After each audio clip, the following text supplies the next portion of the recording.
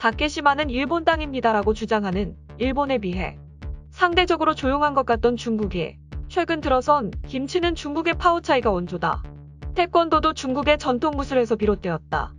라는 헛소리를 하더니 이젠 한복 역시 중국의 전통 이상인 한푸를 따라한 것이다. 라고 주장하고 있습니다. 너무나도 황당해서 관심도 주기 싫지만 일단 그들이 이렇게 주장하는 이유부터 알아보도록 하겠습니다. 중국 한족의 전통 의상인 한푸는 오랜 역사를 가지고 있으며 한국, 일본 등에게 영향을 줬다. 중국의 조선족이 한복을 입는다. 고로 한국인이 입고 있는 한복도 중국의 옷이다. 이 뭔 개소리야! 한마디로 타당한 근거 없이 일단 무작정 우기고 있는 것입니다. K-팝과 드라마 등의 콘텐츠가 세계적인 인기를 끌며 한국 문화 역시 자연스럽게 알려지는 데 반해 중국은 중국이 최고야. 중국 문화가 제일 오래됐어. 라고 주장하는 민족주의 콘텐츠들이 주를 이루고 있습니다. 그러다 보니 글로벌 시장에서 중국 콘텐츠는 배척되고 중국 문화가 선호되지 않자 이젠 전략을 바꿔 잘 나가는 한국 문화를 자신들의 문화로 편입시키려는 것입니다. 사실 설이나 추석 같은 명절에나 한번 입을까 말까한 한복이지만 국가적으론 1997년부터 한복의 날을 기념하며 한복을 유지 발전시켜왔으며 미디어, 게임 등 각종 산업에서 한복을 쉽게 찾아볼 수 있습니다. 반면 중국이 말하는 한푸는 사실상 중국인들조차 잘 모르던 옷이었습니다. 2000년대 중반 베이징의 역사학과 교수가 한푸를 입고 길거리에 나가자 중국 시민들은 왜 한국 드라마 대장금 옷을 여기서 입고 있어요? 사진 찍어도 돼요? 라며 묻는 황당한 사건도 있을 정도였습니다.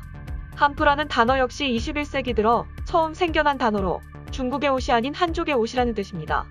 다시 말해 56개나 되는 소수민족이 모두 하나의 중국이다라고 주장하는 것과 달리 한족의 옷 한푸만이 중국의 전통 옷이다 라고 주장하게 되는 자기 모순에 빠져버린 것입니다. 최근 중국 문화유산 전승자인 청신샹이 매월 3월 3일을 한푸의 날로 정해 공휴일로 기념하고 모두가 한푸를 입자 라고 주장하자 중국 SNS 웨이보에선 4억에 가까운 조회수를 얻으며 화제가 되고 있습니다. 이 제안은 너무 훌륭해. 이거 좋다. 일단 국가유산의 도난을 막아서 좋고 한국이나 베트남 같은 애들이 한푸 표절하는 거 막을 수 있겠음. 내가 한국과 일본 여행할 때 주요 명소에선 한복과 기모노 입은 사람들이 많았어. 우리 중국도 관광 명소에서 한푸를 홍보하고 무료 티켓을 주면서 홍보해야 해. 님 혹시 한푸 판매 회사 대표 아님? 좋은 제안이긴 한데 그래서 한푸의 표본이 뭔데? 왕조면 어떤 왕조야? 스타일이랑 색상은 어떤 거고? 속옷도 중국 전통식으로 입어야 되나? 신발은 뭘 신고? 난 한족이지만 이건 아닌 듯. 중국은 56개 민족의 나라야. 한족의 의상보단 중국 문화 자체에 집중해야 돼. 난 묘족 출신인데 그럼 묘족 옷의 날도 만들어줘. 56개의 민족 전통 의상이 날을 모두 만들어줘. 이렇게 온라인상에서도 한족과 소수민족들의 의견이 나뉘며 한푸에 대한 논쟁이 계속되고 있는데요.